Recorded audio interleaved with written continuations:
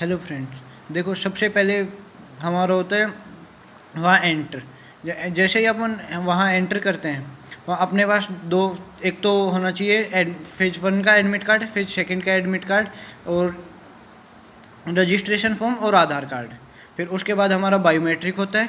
Biometric के बाद वहाँ हमें वो थोड़ी देर के लिए वहाँ ले जाके बिठा दिया जाता है, जिससे अपने कपड़े वगैरह चेंज कर सकें, रनिंग वाले कपड़े पहन सकें।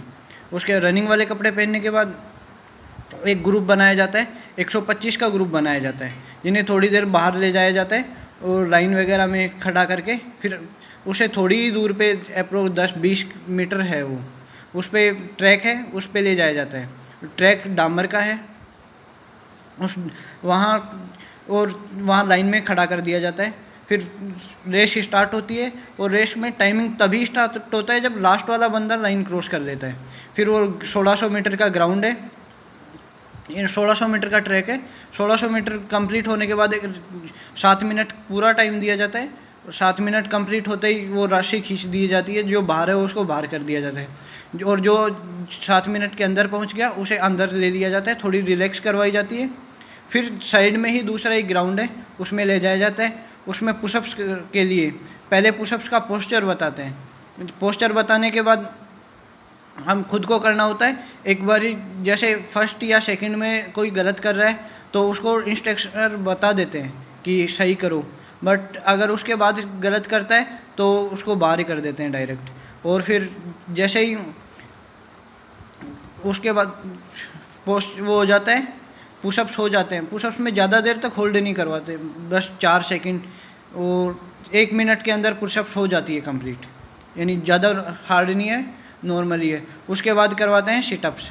सिटअप्स 10 होते हैं और उसमें पूरा प्लैंक पोजीशन में वो करना पड़ता है, पूरा सीधा हथेली आसमान की तरफ।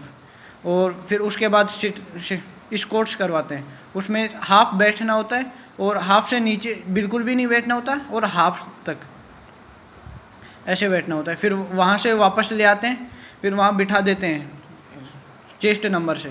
फिर उसके बाद होता है SRT टेस्ट। वो SRT टेस्ट आपको OMR, पहले एक रफ शीट दी जाएगी, एक OMR शीट दी जाएगी। OMR शीट में आपको पहले ऊपर नेम और फादर्स नेम तो पेन से भरना होता है, फिर उसके बाद जो रोल नंबर वगैरह हैं वो पेंसिल से, और जो फिर गोले काले करने होते हैं वो होते हैं आपको पेन से करने। और उसके बाद कोई कुछ अगर कैलकुलेशन करनी है तो रफ शीट में आप कर सकते हो, बल्कि क्वेश्चन पेपर में कुछ भी टिक तक भी नहीं करना होता। अगर क्वेश्चन पेपर में कुछ भी किया तो वो इंस्ट्रक्टर डायरेक्ट बोलते हैं कि डायरेक्ट आपको फेल कर दिया जाएगा। वे अब की बारी SRT में बहुत ज़्यादा को बाहर कर रहे हैं। पहले तो अप्रोक्स 2-3 को करते थे, अब की बारी SRT में बहुत ज़्यादा बाहर कर रहे हैं। फिर उसके बाद SRT होने के बाद तो आपका थोड़ी देर बिठाया जाता है, आपका SRT का रिजल्ट अनाउंस कर दिया जाता है। SRT का रिजल्ट अनाउंस करने के बाद आपको खाने के लिए खाना खिलाया जाता है। उसके बीच में आपको नाश्ता भी करवाया जाता है, जैसे उससे आते ही फिजिकल करके आते ही जो फिजिकल बंदे फिट होते हैं उनको अंदर ले आते हैं और उनको नाश्ता भी करवाया जाता है। फिर SRT होते ही आप रिजल्ट अनाउंस करने के बाद आपको खाना खिलाया जाता है। फिर उनको GD के लिए प्रिपरेशन करें। GD के बैच बनते हैं 60, यानी पहले 60 बंदे, 3 सर हैं, RK राणा सर और अभिषेक सर और एक मैम है। वो उनके पास 20-20 बंदों के बैच बनाते हैं। उस बैच को वो अप्रोक्स किसी बैच में 45 मिनट, किसी में 25 मिनट ऐसे।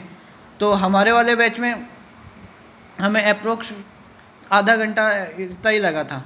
तो इस स्टार्टिंग में हमें एक पहले रफ शीट दी गई और एक फाइनल शीट दी गई। तो मैम ने कुछ एक कागज़ लेके उस पर, यानी एक कोई टॉपिक था, हमारा टॉपिक आया था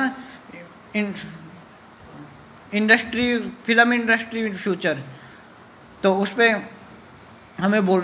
पर मैम ने हमें बोल के सुना दिया।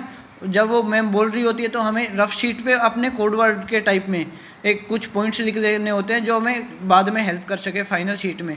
उस फाइनल शीट में उसको समराइज करना होता है। फाइनल शीट में उसे पैराग्राफ टाइप में लिखना होता है, ना कि पॉइंट बना बना के नहीं लिखने होते हैं हमें।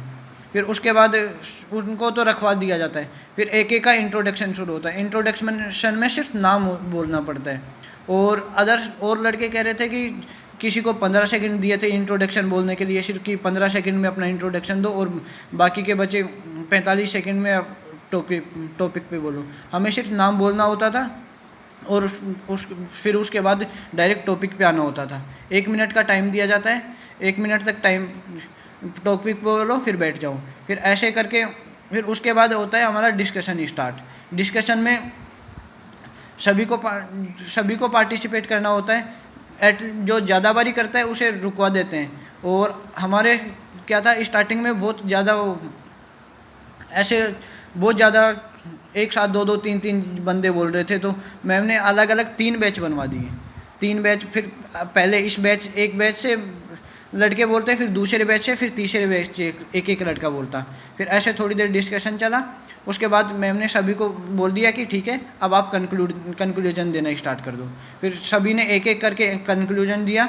और फिर उसके बाद उसके बीच में फाइनल जब 10 मिनट देते हैं उसमें लिखने, नोट डाउन करने के लिए, फाइनल शीट में 10 मिनट में लिख के और उसको वापस सबमिट करवाना होता है। फिर उसके बाद जब कंक्लूजन कंप्लीट हो गया तो हमारी रफ शीट कलेक्ट कर ली गई और उसे वापस ले लिया गया। फिर उसके बाद आपको फॉर्म दिए, वहाँ एंगर में ले जाया जाता है और एंगर में आपको फॉर्म दिया जाता है। फॉर्म फिल करके, और उसमें जो ऐसे किसी के हायर क्वालिफिकेशन है, ये ऐसे उनके जिनके पास है उनके डॉक्यूमेंट्स की फ़ोटोकॉपी भी चाहिए होती है। तो वो अगर कोई हायर क्वालिफिकेशन में है तो उसको डॉक्यूमेंट की फ़ोटोकॉपी ज़रूर लेके जाए। फिर उसके बाद 1-2 घंटे बिठाए रखते हैं और फिर जीडी का रिज़ल्ट अनाउंस होता है। फिर जीडी में जिसके चेस्ट नंबर बोले जाते हैं वो बाहर हो जाता है, और जिसके चेस्ट नंबर नहीं बोले जाते वो जीडी में क्वालिफाई कर जाते हैं। फिर उसके बाद फॉर्म दिए जाते हैं और आपको वो फॉर्म फिलअप करने होते हैं। उसमें सिर्फ ज़्यादातर में एज और